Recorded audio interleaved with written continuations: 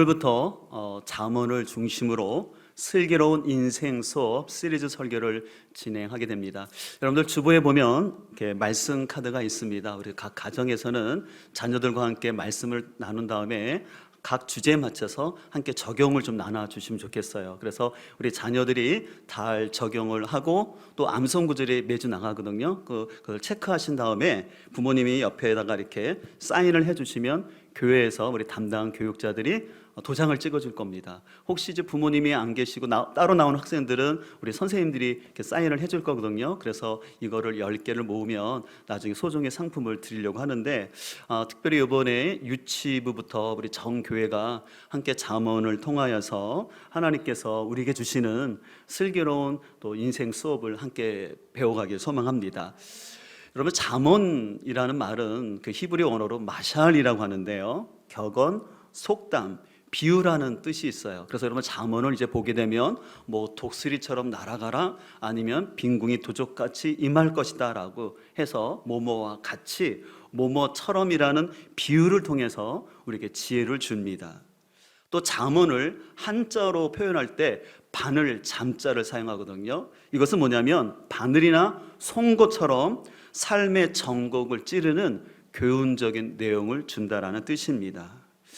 그렇다면 우리는 이 잠언을 어떻게 읽어야 할까요? 우리는 보통 옛날부터 전통적인 방법은 뭐냐면 잠언이 31장으로 되어 있기 때문에 하루에 한 장씩 읽는 방법이 있죠. 이 방법도 굉장히 좋은 방법인데 좀 더 여러분들에게 우리가 이 잠언 묵상을 위해서 어떻게 읽으면 좋을지를 설명하기를 원하는데요. 첫 번째는 단편적인 구절과 문맥적 강조를 고려해서 읽어야 합니다.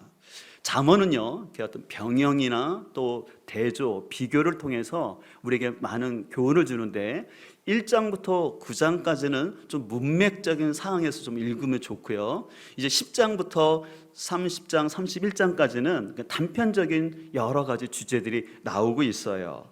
그런데 우리 한 가지 조심할 것은 잠언을 단순한 격언의 모음집으로만 생각하여서 단편적으로 어떤 특정 구절만 읽는 것은 좀 조심할 필요가 있어요. 예를 들어서 어떤 학생이 학교에서 나쁜 친구들과 어울림으로 인해서 사고를 쳤어요.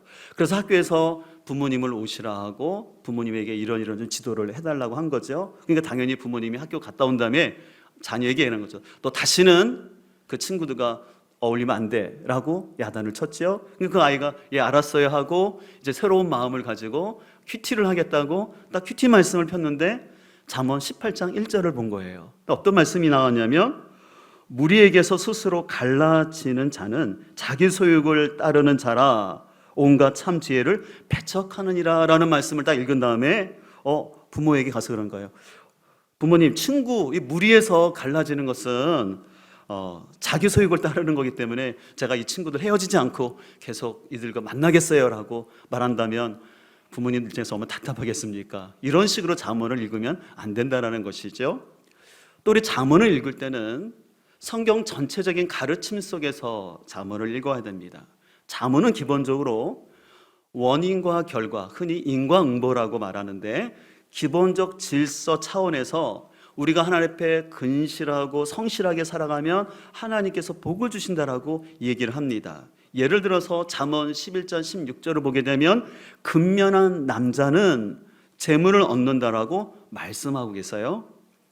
하지만 같은 지혜서에 속하는 욥기를 보게 되면 우리 삶에는 원인과 결과 아니면 규범적인 질서가 그대로 적용되지 않음을 이야기합니다. 그래서 욥기서 3장 1절을 보면 욥이 입을 열어 자기 생일을 저주했다라고 얘기해요. 왜 그렇게 했냐면 욥은 동방의 의인으로서 하나님을 경외하며 아주 정직하게 특별히 자녀들을 말씀으로 잘 키웠던 사람이었습니다. 근데 그 인생 가운데도 알 수 없는 고난과 시련이 찾아옴으로 인해서 육체의 질병과 자녀들을 다 잃어버리는 아픔을 겪게 됐어요. 그러다 보니까 욥이 자신의 생일을 저주하면서 하나님, 내가 아예 못해서 죽었으면 좋았을 텐데 왜 나에게 이런 삶을 허락했냐라고 많이 하나님께 질문을 던집니다. 그렇기 때문에 우리는 이제 우리 잠언을 묵상할 텐데 여러분들이 잠언의 내용을 전체 교훈 속에서 보되 더 넓게는 성경의 가르침 속에서 균형을 이루어야 됩니다. 예를 들어서 지난주에 여러분들 큐티하신 분들은 그 잠언 10장 22절에 보면 이런 말씀이 있어요. 여호와께서 주시는 복은 사람을 부하게 하고 근심을 겸하여 주지 않는다. 자, 그래서 하나님께서 우리에게 복을 주실 뿐만 아니라 근심을 겸하여 주지 않는다라고 말씀해요. 그러나 예수님께서는 요한복음 16장 20절에서 이렇게 또 말씀하셨어요. 너희는 곡하고 애통하겠으나 세상은 기뻐하리라. 너희는 근심하겠으나 너희 근심이 도리어 기쁨이 되리라고 말하면서 예수님은 그런 말씀하시는 거예요. 하나님 믿는다고 해서 곡하는 것이 없는 것이 아니라 때로는 오히려 하나님 믿는 것 때문에 너희들 가운데 애통하는 것이 찾아올 거고 근심할 때도 있을 것이다. 그러나 너희들은 근심하지 말라라고 얘기하고 있어요. 그래서 구약에 특별히 이런 잠언서에 같은 보면은 우리가 이렇게 열심히 살면, 근면하게 살면 하나님이 복이 주신다라는 기본적인 질서로 말하는 부분도 있지만 또 다른 부분에서는 다른 측면에서 말씀하고 있기 때문에 우리가 성경 전체에서 말하는 그 교훈 가운데 잠언을 읽으면 훨씬 우리에게 교훈이 됩니다. 다음으로 하나님께서 그럼 잠언을 왜 주셨을까요? 그 잠언의 목적이 오늘 2절과 4절에 기록되어 있는데요. 이는 지혜와 훈계를 알게 하며 명철의 말씀을 깨닫게 하며 지혜롭게 공의롭게 정의롭게 정직하게 행할 일에 대하여 훈계를 받게 하며 어리석은 자를 슬기롭게 하며 젊은 자에게 지식과 근신함을 주기 위함이다. 지금 읽은 말씀을 5가지로 정리해 본다면 지혜와 훈계를 알게 한다라는 거예요. 두 번째로는 명철의 말씀을 깨닫게 하고요. 세 번째로는 지혜롭게 의롭고 공의롭고 공평하게 또한 정직하게 행할 일에 대해서 훈계를 받게 하고 어리석은 자로 슬기롭게 또 젊은 자에게 지식과 근신을 준다라고 목적을 얘기하고 있어요.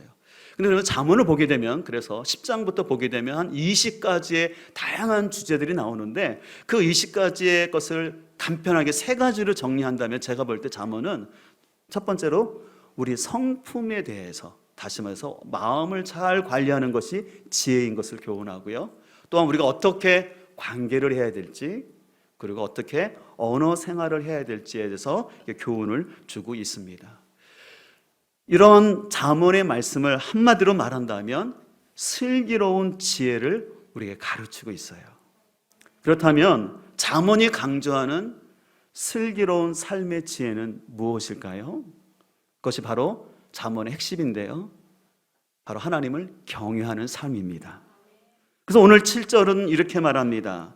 여호와를 경외하는 것이 지식의 근본이거늘 미련한 자는 지혜와 훈계를 멸시하느니라.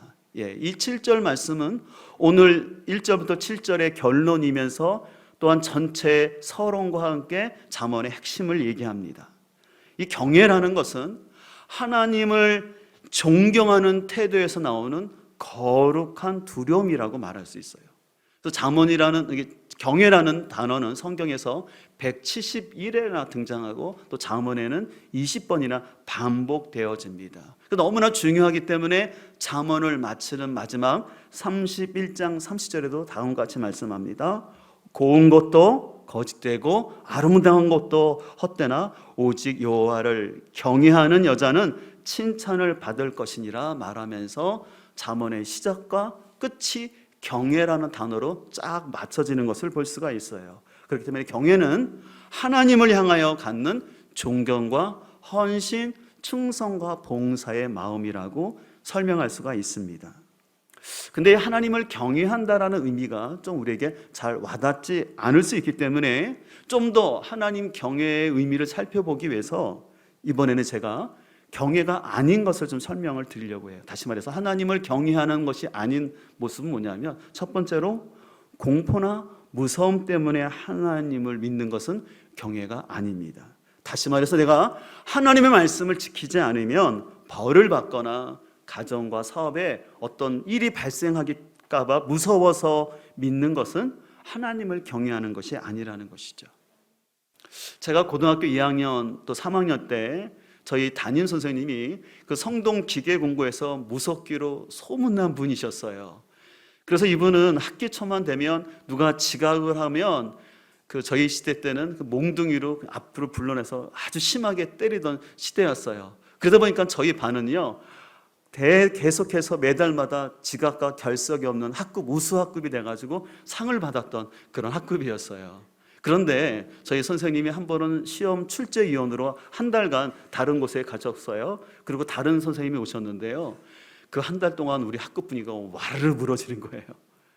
금방 지각하는 애들도 풀을 뿐만 아니라 분위기가 너무 망가지는 것을 봤어요. 제가 그것을 보면서 어린 나이지만 어떤 공포나 두려움을 조성해서 사람을 통제하는 것은 오래가지 못한다라는 것을 제가 느끼게 되었는데, 이것처럼 하나님을 공포 때문에 믿는다라는 것은 온전한 신앙이 될 수 없고, 그렇게 믿는 사람은요, 신앙이 율법주의 신앙이 되거나 아니면 이중적인 위선적인 신앙이 될 수가 있습니다. 두 번째로 하나님을 경외하는 것이 아닌 것은 뭐냐면 경솔한 생각을 가지고 하나님을 믿는 것입니다. 경솔한 생각이라는 것은 뭐냐면요, 하나님을 아주 쉽고 가볍게 생각하는 거예요. 마치 내가 하나님과 거래하듯이 내가 이렇게 하나님께 봉사하고 기도했으니까 하나님이 나의 헌신에 어떤 응답을 해줘야 된다라는 자신의 좁은 신앙관을 가지고 하나님을 제한하거나 심지어는 하나님을 조정하려고 하는 마음, 그것은 바로 경솔한 마음으로 하나님을 믿는 것입니다. 앞서 제가 잠깐 얘기했지만 잠언은 기본적으로 원인과 결과라는 규범을 따라서 하나님을 경외하면서 근면과 성실함으로 살아가는 사람에게는 하나님이 부와 성공과 행복을 주신다라고 분명히 강조합니다. 하지만 같은 지혜서에 속하는 욥기나 전도서를 보게 되면 우리의 삶이라는 것이 그렇게 규범적으로만 일어나지 아니하고 많은 엇박자가 우리 삶 가운데 나타남을 얘기하고 있습니다. 그렇기 때문에 참된 지혜라는 것은 뭐냐면 잠언에서 말씀하시는 이런 규범적인 말씀 가운데 살아갈 뿐만 아니라 내 삶이 나의 계획과 의도대로 되지 않는 상황 속에서도 여전히 하나님을 신뢰하며 사는 삶, 그것이 하나님을 경외한다는 것이에요. 하지만 경솔한 신앙관을 가진 사람은요, 자신의 생각대로 되지 않으면 쉽게 실족을 하고 하나님을 떠나려 합니다. 우리 영화를 많이 보신 분들은 알겠지만 좋은 영화는요, 뻔한 스토리가 아니라 반전의 반전을 거듭하면서 결론에 묵직한 감동을 주는 게 좋은 영화 아니겠습니까? 근데 지루한 영화는 뻔히 내용이 보이는 거예요. 여러분들, 이 같은 차원에서 잠언은 분명히 우리에게 규칙적이고 모범적인 지혜를 가르칩니다. 하지만 아까도 말한 것처럼 욥기를 보거나 또 전도서를 보게 되면 이 땅 가운데는 내가 이해할 수 없는 불의한 사건들이 등장하는데 그 가운데도 하나님은 일하시고 계심을 아는 게 참된 지혜라는 것이에요. 저는 그 예로서 좀 솔로몬을 통해서 좀 설명하기를 원합니다. 이 잠언의 저자가 솔로몬으로 되어 있지만 실은 이 솔로몬은 다윗이 불륜 관계를 통해서 낳았던 아들이었어요. 그래서 솔로몬은 서열상 왕이 될 수 없는 위치가 아니었음에도 불구하고 하나님의 은혜로 그가 왕위에 오르게 됩니다. 또 여러분들 아시는 것처럼 솔로몬은 자기 능력보다는 요즘 흔히 말하는 것처럼 아빠 찬스처럼 다윗이 이뤄놓은 그 기반 위에서 부귀영화를 누렸던 금수저 같은 사람이라고 말할 수 있어요. 근데 솔로몬은 인생 초기에 자신의 그런 현실을 너무나 잘 알았어요.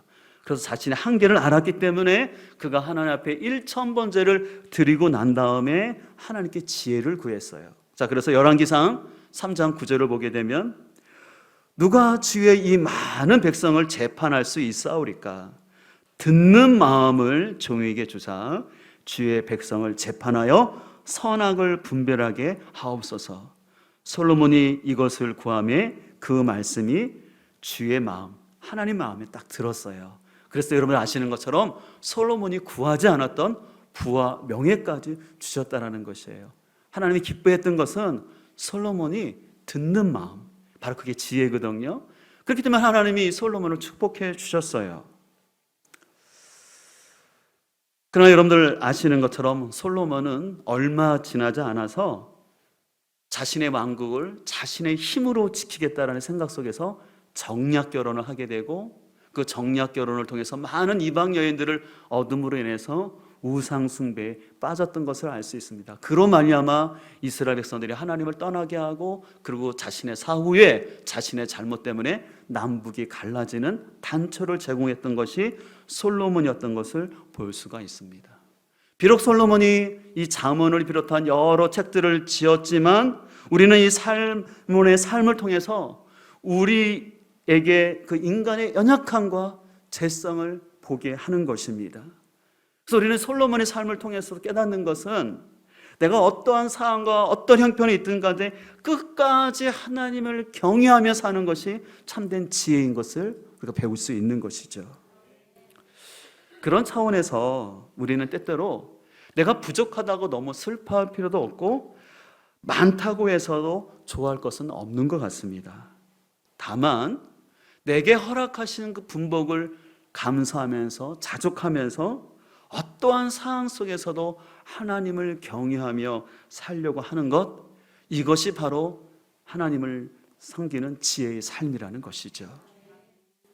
이처럼 하나님을 경외한다라는 것은 어떤 공포나 경솔한 생각을 가지고 믿는 것이 아니라 무엇보다 참된 지혜는 하나님의 성품을 아는 거예요.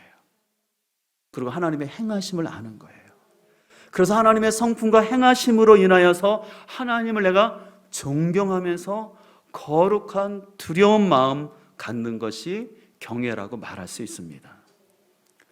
그렇다면 한 걸음 더 나아가서 이 경외를 이해하기 위해서 반대로 경외가 아닌 것은 무엇인지를 좀 함께 더 생각하기 원하는데요. 여러분들, 하나님을 경외하는 삶의 반대는 무엇일까요? 하나님을 멸시하는 거, 그렇게도 얘기할 수 있지만 저는 바로 자기 웅대성이라 생각해요. 자기 웅대성이라는 것은 뭐냐면 자신을 과대평가하여서 자기 중심적으로 살려 하는 것입니다. 그래서 오늘 7절에서 이렇게 말씀하셨잖아요. 여호와를 경외하는 것이 지식의 근본이지만 미련한 자는 지혜와 훈계를 멸시한다라고 얘기합니다. 그래서 오늘 7절 말씀이 이번 주 암송 구절이에요. 그래서 여러분들 자녀들과 함께 이 말씀을 한 주간 많이 좀 암송했으면 좋겠어요. 그래서 여러분들이 혹시 암송을 돕기 위해서 첫 글자를 따서 이렇게 외우시면 좋은데, 여경, 직은, 미지, 훈, 멸. 이게 더 어렵나요? 편한 대로 하세요. 중요한 것은 여호와를 경외하는 것이 지식의 근본이어들 미련한 자는 지혜와 훈계를 멸시한다. 이것을 잘 기억해야 되는데, 그럼 먼저 미련하다는 것은 무엇이냐면 이해력이 부족하고 그래서 하나님을 알려 하지 않음으로 인하여 계속해서 자기 고집 가운데 살아가는 사람을 미련하다라고 얘기하는 거예요. 그리고 하나님을 멸시한다로 나오는데 이 멸시하다라는 것은 무례하게 대하다, 얕보다, 무시하다라는 뜻으로서 자신에 대한 과대 평가로 말미암아 하나님의 가르침을 무시하는 것을 말합니다. 여러분, 상담 용어 중에 자기애적 성격 장애라는 단어가 있어요. 이 자기애적 성격 장애라는 것은 뭐냐면 과도하게 자기 자신이 중요하다고 느끼는 것이에요. 그래서 지나치게 다른 사람한테 존경과 인정받음에 대한 욕구가 과도하게 나타납니다.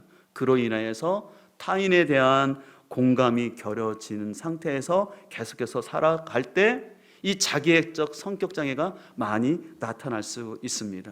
그래서 이런 것이 강한 사람은요, 다른 사람으로부터 진정한 배움을 하려고 하지 않아요. 더더욱 타인의 어떤 조언이나 충고를 소화하지 못하고 오히려 자신을 무시했다고 분노할 수가 있는 거예요.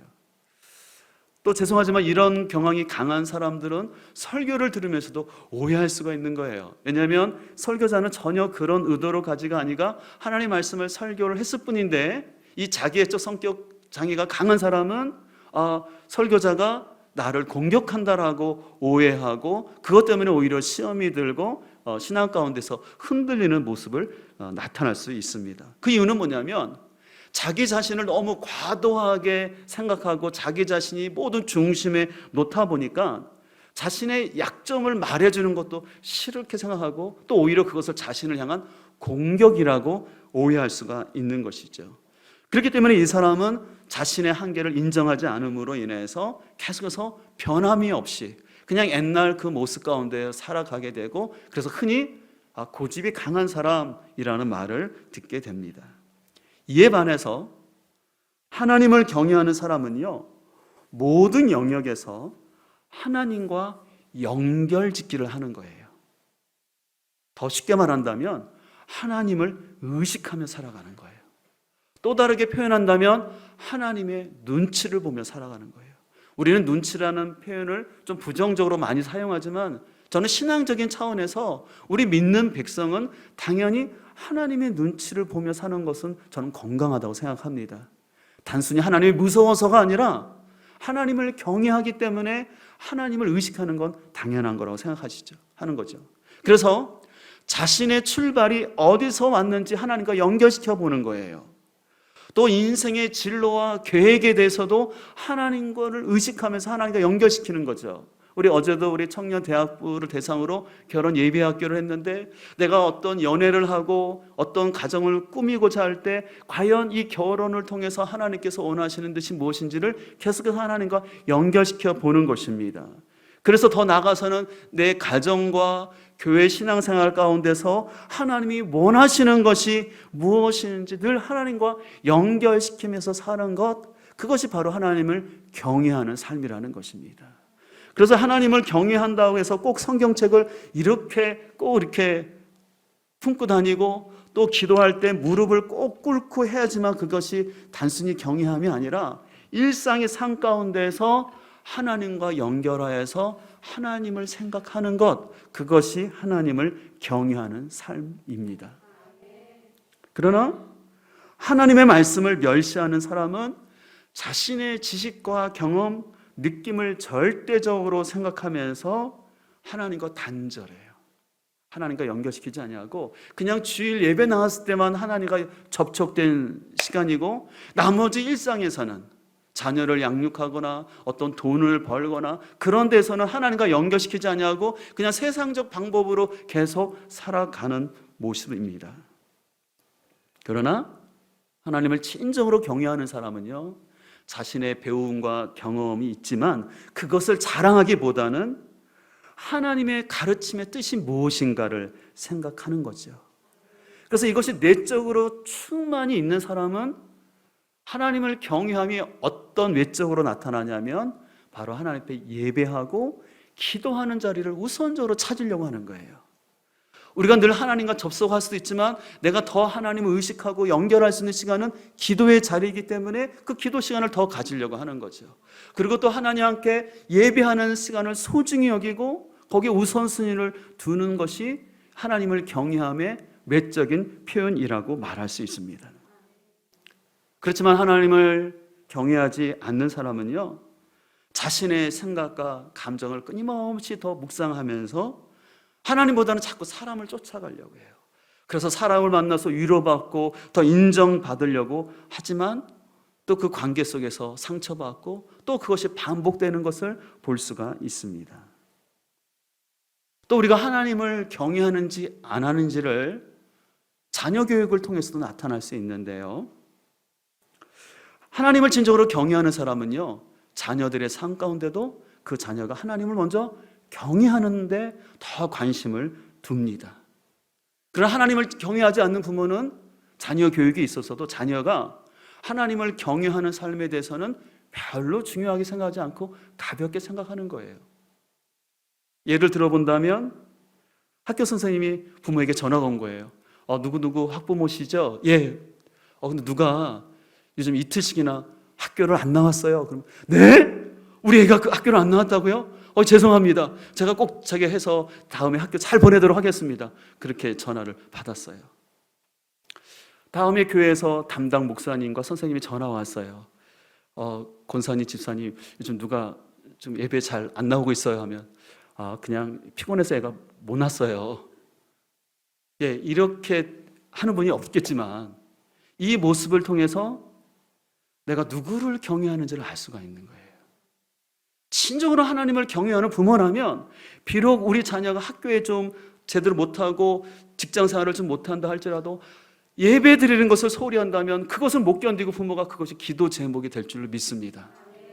근데 하나님을 경외하지 않는 부모는 그 아이가 어떻게 예배를 드리는지, 어떻게 신앙생활을 하는지, 어떻게 하나님의 말씀을 묵상하는지에 대해서는 그냥 커면 되겠지, 뭐 나도 믿음이 어렸으니까 은혜 받을 때가 있을 거야 라고 그렇게 생각하지 않는다라는 것이에요. 진정으로 하나님을 경외하는 부모는 하나님의 말씀을 무겁게 여기고 그 공동체 가운데의 예배를 소중히 여김으로 인하여서 그것이 자녀들의 삶 가운데도 그대로 이루어질 수 있도록 돕고 본을 보이는 부모라고 믿습니다. 그런 차원에서 여러분들 철로 역정을 지은 존 버년 아시죠? 이 존 버년이 거룩한 전쟁이라는 책을 지었는데요, 이 책은 마귀가 어떻게 성도의 내면을 공격하고 유혹하는지 구체적으로 기록하고 있습니다. 이 책은 우리가 은혜로 구원받았음에도 불구하고 육체적 게으름과 안일로 인해서 우리가 어떻게 영적 침체와 갈등에 빠지게 되는지 그 과정을 우화적으로 잘 설명해 주고 있어요. 여러분들 한번 이 책도 꼭 좀 보셨으면 좋겠어요. 너무 좀 좋은데 이 책의 결론 부분에서 예수님으로 등장하는 임마엘 왕자가 이렇게 얘기를 합니다. 감정에 따른 느낌에 의해 살지 않도록 하라. 너희는 나의 말씀으로 살아야 한다. 너희는 믿음으로 살아야 한다. 제가 이 책을 보면서 감정에 따른 느낌으로 살지 않도록 하라는 말이 오늘날 현대인에게 주시는 메시지라고 생각합니다. 오늘 현대인은 너무나 감정, 느낌 거기에 너무 매여 있는 것 같아요. 근데 우리는 내 감정, 느낌보다 하나님의 말씀을 붙드는 거예요. 그리고 그 말씀에 근거해서 살아가려고 노력하는 것이죠.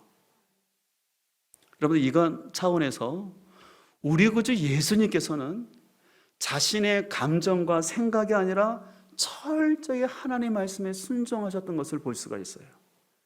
그래서 히브리서 5장 7절 이하는 이렇게 말씀합니다. 세 번역으로 말씀드리면, 예수께서 육신으로 세상에 계실 때 자기를 죽음에서 구원하실 수 있는 분께 큰 부르짖음과 많은 눈물로서 기도와 탄원을 올리셨습니다. 저는 이 말씀 볼 때마다 참 저한테 많이 도전이 돼요. 우리 예수님이 하나님의 아들이심에도 불구하고 이 땅에 계셨을 때 큰 부르짖음과 많은 눈물과 기도와 탄원으로 하나님 앞에 나아갔다는 것이에요. 그랬을 때 하나님께서는 예수의 경외하심을 보셔서 그 간구를 들어주셨다라고 말씀합니다. 그래서 8절은 이렇게 말합니다. 그는 아드님이시지만, 아들이시지만 고난을 당하심으로써 무엇을 배우셨다고 했어요? 순종을 예수님이 배우셨다는 것이에요. 그리고 완전하게 되신 뒤에 완전한 구원을 이루었다는 거예요. 자기에게 순종하는 모든 자에게 영원한 구원이 되시고, 아멘. 바로 이 예수님의 온전한 순종이 있었기 때문에 우리의 구원이 완벽하게 이루어진 줄 믿습니다. 첫째 아담은 하나님의 말씀보다는 자기의 감정과 느낌을 더 선호했어요. 그래서 그 사단이 주는 그 거짓말을 분별하지 못하고 그 선악과를 보았을 때 보암지 먹음지 지혜롭게 할 만큼 자기 감정에 따라서 그것을 먹음으로 아담을 비롯한 우리 모든 인류는 하나님을 떠나게 되었습니다. 그러나 둘째 아담이신 예수님께서는 이 땅에 사실 때 자신 생각이나 감정이나 사람들의 인기에 연연하신 것이 아니라 하나님의 뜻이 무엇인지를 분별하면서, 특별히 십자가를 지시기 앞에서는 하나님의 많은 탄원과 간구로 친히 아들이시지만 고난으로 순종을 배우셨기 때문에 그 예수님의 구원은 완벽하고 완전하게 이루어진 줄 믿습니다. 그래서 오늘 예수님의 삶을 보면서 예수님의 지혜는 하나님 말씀에 순종하는 것을 볼 수가 있어요. 이런 차원에서 우리 인생을 참으로 복되게 하는 지혜는 하나님을 경외하며 순종하는 삶인 줄 믿습니다. 이제 오늘 잠언을 시작하면서 우리가 학교 시간에 첫 조회 시간이 되면 선생님이 학교 생활에서 안내를 하면서 또 친구들 소개하지 않습니까? 그런 의미에서 저는 여러분에게 경외라는 단어를 소개해 드렸습니다. 오늘날 이 시대는 어떻게 보면 경외를 잃어버린 시대 같아요. 경외라는 단어는 인기 없는 단어예요. 그냥 행복, 성공, 출세 이런 단어가 더 각광받는 시대 속에서 우리는 이 잃어버린 경외라는 단어를 여러분의 가정 가운데, 여러분의 마음 가운데 되찾을 수 있기를 소망합니다. 그래서 여러분의 가정 가운데 하나님 경외가 중심에 있기를 소망합니다. 여러분 혹시 그런 분들 있는지 모르겠어요. 내가 자꾸 하나님을 경외하라고 하니까 자꾸 내가 좀 손해보는 것 같고 또 종교적 부담감처럼 느끼는 분들이 있을지 모르겠는데 여러분 절대 오해하지 말 것은요, 여러분들 우리가 하나님을 경외하지 않는다 그래서 하나님이 경외 안 받는 분이 아니라는 것이에요. 하나님은 아무 부족함이 없어요. 여러분이 경외를 하든 안 하든 하나님은 온전하신 분이셔요. 근데 실은 경외하면 누가 축복이냐면 우리가 축복이라는 걸 아셔야 돼요. 오늘 잠언의 저자가 말하는 것은 뭐냐면 여러분이 하나님을 경외할 때 그 복이 여러분에게 있다는 것이에요. 그래서 우리가 그 하나님을 경외하면 그 복이 우리 자녀에게 있다는 사실을 기억하시길 바랍니다. 하나님 경외를 결코 종교적 부담감이나 의무로 생각하지 마시고 여러분 경외를 여러분의 삶의 친구 삼아서, 경외를 여러분의 삶의 멘토 삼아서 살아갈 때 여러분의 가정과 여러분의 자녀의 삶이 친정으로 복된 삶이 될 줄 믿습니다. 혹 우리 자녀가 아직 부족한 모습이 있다 할지라도 실망하지 마시고, 저는 그렇게 생각해요. 나부터 하자. 내 부모부터 더 내가 예배의 삶 가운데, 내 가정생활 가운데 하나님을 경외하는 모습을 보여주자. 그렇게 되면 자연스럽게 우리 자녀들이 주님 앞에 더 오게 될 줄 믿습니다.